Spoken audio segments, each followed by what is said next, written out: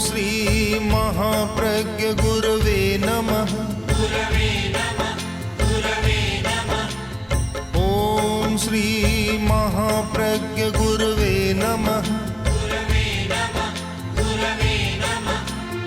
ओम श्री महाप्रज्ञ गुरवे नमः। ओम श्री महाप्रज्ञ गुरवे नमः। ओम श्री महाप्रज्ञ गुरवे नमः।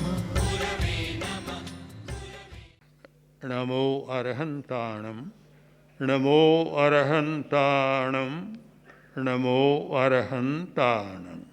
मैं जब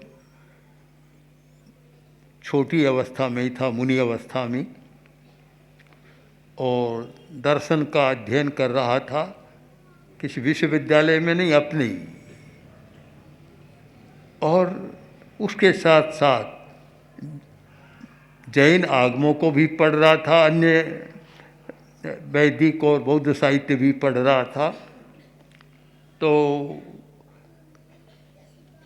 दर्शन के साथ आचार शास्त्र पर भी ध्यान केंद्रित हुआ।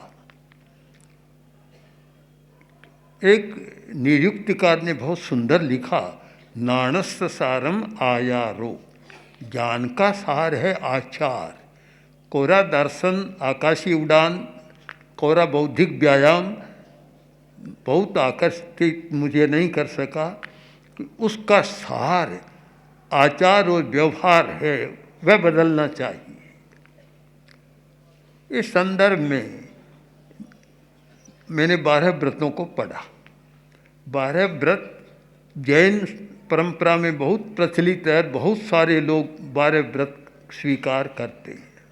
उनको पढ़ा और उवासक दशाओं आगम को पढ़ा कि भगवान महावीर के पास एक व्यक्ति आता है, बड़ा किसान, और वह उन व्रतों को स्वीकार करता है। शायद पहली बार महावीर ने उनको जो व्रत स्वीकार कराए, वह 12 व्रत सापेक्ष अर्थशास्त्र का आधार बन गया। किसान, आनंद नाम का किसान महावीर का सबसे बड़ा शिष्य था, बड़ा श्रावक था, जो स्वीकार किया।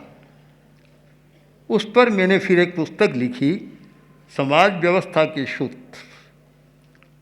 पहले अर्थशास्त्र पर नहीं लिखा, समाज व्यवस्था के सूत्र। सिद्धराज ढड्डा, जो सर्वोदयी नेता थे प्रमुख, और कुछ हमारे विचारों से भी अनुकूल नहीं थे, विचार मिलते नहीं थे। एक दिन अचानक उनका पत्र आया कि मैं आपसे मिलना चाहता हूँ। मुझे आश्चर्य हुआ। फिर आए, बातचीत हुई। मैंने पूछा आप कैसे आए?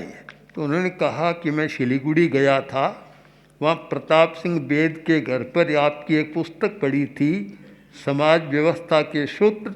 वह पुस्तक मैंने पढ़ी तो मुझे लगा कि आपसे मुझे मिलना है।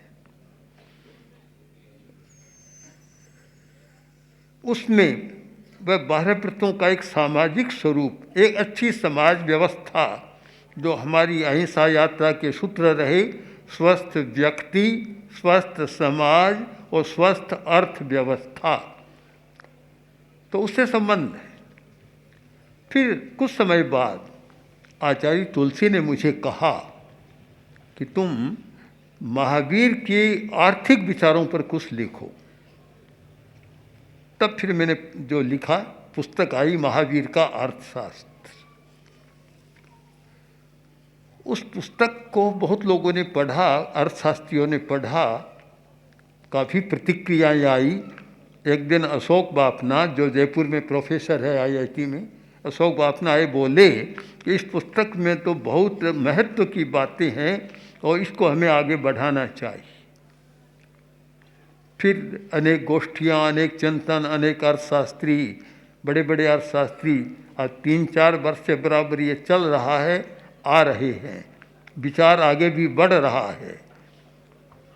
और मैंने जब पंजाब ये यात्रा में 7-8 वर्ष की अहिंसा यात्रा में बार बार इस बात पर कहा कि देखो, मैं एक भगवान महावीर के एक सूत्र को मानकर चल रहा हूँ कि हिंसा और परिग्रह को कभी अलग नहीं किया जा सकता। अहिंसा और अपरिग्रह को भी कभी अलग नहीं किया जा सकता। महावीर ने 3 प्रकार के व्यक्ति बतलाए, महेच्छ, महारंभ, महापरिग्रह, यानी महान इच्छा वाला, महान परिग्रही, महान हिंसक। दूसरी कोटि का अल्पेच्छ, अल्प इच्छा वाला, अल्प परिग्रह वाला और अल्प हिंसा वाला। यह है विकेंद्रितकरण की व्यवस्था कि जहाँ इच्छा है नहीं छोड़ सकता, हिंसा को भी नहीं छोड़ सकता, परिग्रह को भी नहीं छोड़ सकता। यह है, वह पहली है केंद्रीकरण की व्यवस्था, दूसरी है विकेंद्रीकरण की व्यवस्था, और तीसरी व्यवस्था वह एक गृहस्थ के लिए नहीं, साधु सन्यासी के लिए है। अनिच्छ, इच्छा नहीं, परिग्रह नहीं, हिंसा नहीं, पर गृहस्थ के लिए नहीं। गृहस्थ 2 कोटि के ही होते हैं। आज का अर्थशास्त्र या आज का समाज, आज का चिंतन, वह महेच्छ, इच्छा को बढ़ाओ, परिग्रह को बढ़ाओ, उपभोग को बढ़ाओ, और साथ में हिंसा बढ़ेगी। वह बढ़ाना नहीं चाहते, पर अनिवार्यता है कि जहाँ इच्छा अधिक बढ़ेगी, परिग्रह बढ़ेगा, तो हिंसा अनिवार्यतः बढ़ेगी। अनेक बार जो राजनेता लोग आए, मैंने कहा आप नक्सलवाद को अर्धसैनिक बल, पुलिस बल से मिटाना चाहते, मुझे संभव नहीं लगता। उसे जहाँ से जो बल मिल रहा है वह भूख से मिल रहा है, और जब तक इस समस्या का समाधान नहीं करेंगे उसका बल बढ़ता जाएगा और आपके शस्त्रों का बल घटता चला जाएगा। कोई समाधान नहीं हो सकेगा। आज इस बात की अपेक्षा है, एक अर्थशास्त्रीय एक कोण की अपेक्षा है। आज पूरे विश्व के आर्थिक चिंतन पर हम ध्यान दें तो अनावश्यक उत्पादन जितना हो रहा है, आवश्यक घटता जा रहा है। पानी, रोटी, कपड़ा, मकान, दवा, शिक्षा आदि, ये जो आवश्यक बातें हैं उनमें तो कमी आ रही है। और आज की बड़ी बड़ी फैक्ट्रियाँ, बड़े बड़े उद्योग उन वस्तुओं का उत्पादन कर रहे हैं जो भोग और विलास के काम की है, वे जीवन के अनिवार्यता के काम की नहीं है। जब तक ये अनावश्यक आवश्यक का एक विभाग हम स्पष्ट नहीं करेंगे अर्थशास्त्र में, और ये अनावश्यक उत्पादन होता रहेगा, और अनाज आवश्यक है, कृषि भूमि कम हो रही है और कारखाने बढ़ रही है, अनाज कम हो रहा है और वस्तुएं बढ़ रही है। ये एक भूल, मैं सबसे बड़ी एक अर्थशास्त्र की भूल ये मानता हूँ कि ये आवश्यक अनावश्यक एक अनिवार्यता है। रोटी की अनिवार्यता है, पानी की अनिवार्यता है, कपड़े की अनिवार्यता है। जो अनिवार्यता है, जो एसेंशियल है, उसको तो गौण किया जा रहा है और भोग विलास की सामग्री को प्राथमिकता, प्रायोरिटी दी जा रही है। ये इस भूल का परिणाम है कि चाहे तो आर्थिक मंदी, लोन लो, खूब उपभोग करो और बैंकों को फेल करते चले जाओ, ये पूरे संसार में आर्थिक मंदी का दौर चला जाए। 12 व्रतों में जो एक जैन श्रावक के लिए था कि अर्जन करो नैतिकता के साथ, अनैतिक साधनों से अर्जन मत करो। दूसरी बात कि भोग करोगे, क्यों गृहस्थ हो, परिग्रह करोगे, संग्रह करोगे और भोग भी करोगे, तो फिर एक शब्द जोड़ दिया कि संग्रह का परिमाण करो, इतने से ज़्यादा नहीं रखूँगा। मैंने देखा है हजारों जैन श्रावकों को जिनको ये परिमाण था कि हम इतने से ज़्यादा व्यक्तिगत धन अपने पास नहीं रखेंगे, शेष जो आएगा समाज के लिए। तो तीसरा था उपभोग का परिमाण। उपभोग का परिमाण करो कि हम इतने से ज़्यादा एक महीने में, एक दिन में, एक वर्ष में इतने से ज़्यादा नहीं। ऐसे लोगों को मैं जानता हूँ, आज भी कुछ है कि पूरे वर्ष में एक धोती जोड़ा से ज़्यादा काम में नहीं लेंगे। ऐसे लोग आज भी है, सैकड़ों लोग हैं, इतने से ज़्यादा नहीं लेंगे। अब एक और तो है कि वर्ष में इतने से ज़्यादा कपड़ा नहीं पहनेंगे, और दूसरी ओर जो बड़े बड़े राजनेता हैं उनके पास साड़ियाँ और आदि आदि सामग्री इतनी है कि जीवन भर रोज़ नया पहने तो भी समाप्त नहीं होगी।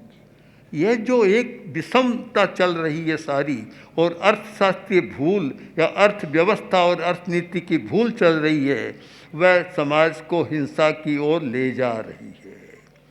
हमें करना आवश्यक अनावश्यक का विवेक कि प्रायोरिटी किसको दें, प्राथमिकता किसको दें हम, कि जो जीवन के लिए अनिवार्य है उसकी प्राथमिकता। अभी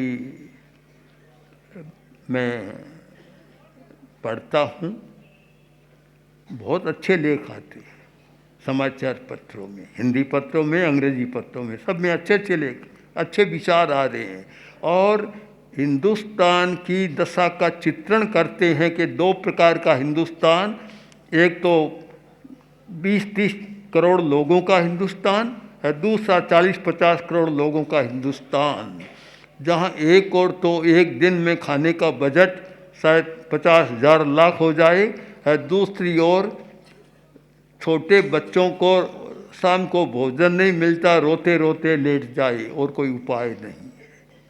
हमने तो आंखों से देखा है। महाश्रमण जब हम यात्रा कर रहे थे तो मैं तो उस रास्ते से गया, इनको वहाँ भेजा था झाबुआ जिला में, वहाँ आदिवासियों को देखा, और हमारे भी यात्रा में बहुत से ऐसे आदिवासी क्षेत्र आए, जनजाति के क्षेत्र आए, और बड़े गरीबों के क्षेत्र आए जहाँ हम रहे। हमने भी पूछा, एक जगह हम आदिवासियों के गांव में ही ठहरे थे, मैंने एक भाई से पूछा कि तुम्हारे कौन है, कि मेरे 4 लड़के हैं, पति और मैं हूँ। तो भोजन मिल जाता है कि एक वक्त का तो मिलता है, वो शाम को नहीं मिलता। तो इतने छोटे बच्चे हैं, क्या करोगे, कि क्या करें, भोजन तो मिलता नहीं, रोते हैं तो मार पीट कर इनको सुला देते। इसीलिए मैंने कहा था कि अगर आज हमारे धनी लोग, आज हमारे बड़े राजनेता, बड़े बड़े अफसर एक वर्ष के लिए उनको वहाँ रख दे, गरीबों को उनके स्थान पर रख दें, अपने आप समस्या का समाधान, अर्थशास्त्र नया बन जाए। पर बड़ी विचित्र स्थिति है। वर्तमान की अर्थव्यवस्था, आर्थिक चिंतन ने विश्व को जिस हिंसा के कगार पर खड़ा किया है, और जिस भूखमरी पर, बड़ा विचित्र होता है। इतनी भूख, एक दिन उपवास करना हो तो आदमी कायर हो जाता है कि नहीं कर सकता, तो भला रोज़ एक बार भोजन मिले, वह भी पूरा न मिले।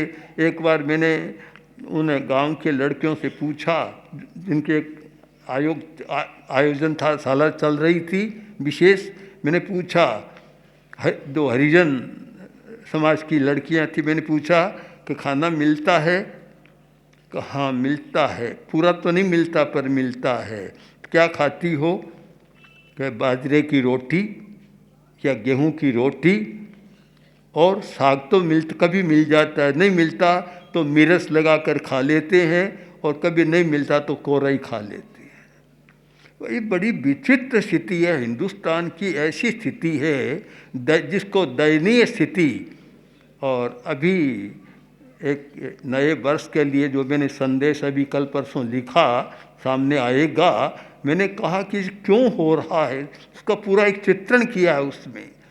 तो इस स्थिति में आज आर्थिक चिंतन को बदलने की ज़रूरत है, नया चिंतन बनाने की ज़रूरत है, और विकास का जो मॉडल है, विकास की जो एक कल्पना है, उस विकास की कल्पना को भी बदलना ज़रूरी है। हमने विकास का एक चतुष्कोण, दिल्ली में एक गोष्ठी थी हमारी, मैंने प्रस्तुत किया था कि विकास का जो एक चतुष्कोण यह होना चाहिए कि आर्थिक विकास, भौतिक विकास और इधर नैतिक विकास और आध्यात्मिक विकास, चारों का संतुलित विकास हो तो एक अच्छा विकास माना जा सकता है। और केवल ये आर्थिक विकास, भौतिक विकास, पदार्थों का विकास है, उधर सस्टेनेबल की बात करते हैं, मानवता की बात करते हैं, वे तो बिल्कुल गौण है, नैतिकता गौण, अध्यात्म गौण। इस अवस्था में समाज कहाँ जाएगा? जो जा रहा है आज वर्तमान में सामने आ रहा है। इसलिए मानता हूँ कि अब नए चिंतन की ज़रूरत है, और जो चिंतन हमारा 5, 10, 20 वर्ष से चल रहा था अब कुछ सामने आ रहा है, अनेक लोगों को आकृष्ट कर रहा है। एक बार हमारी दिल्ली में कॉन्फ्रेंस थी तो हॉलैंड से एक व्यक्ति आया हुआ था, तो उसने कहा कि ये कल्पना किसने की है? मैंने कहा कल्पना किसने की, आप जाने दें, आप इस बात को पकड़ लें सारा। एक अमेरिकन प्रोफेसर आया हमारे पास, उदयपुर में थे हम परिवार, अर्थशास्त्री था। उसने सारी बात की, मैंने सारी बात बताई तो उसने गदगद स्वर में कहा, आज मैं अपना नया जीवन प्रारंभ कर रहा हूँ। ओम श्री महाप्रज्ञ गुरवे नमः। ओम श्री महाप्रज्ञ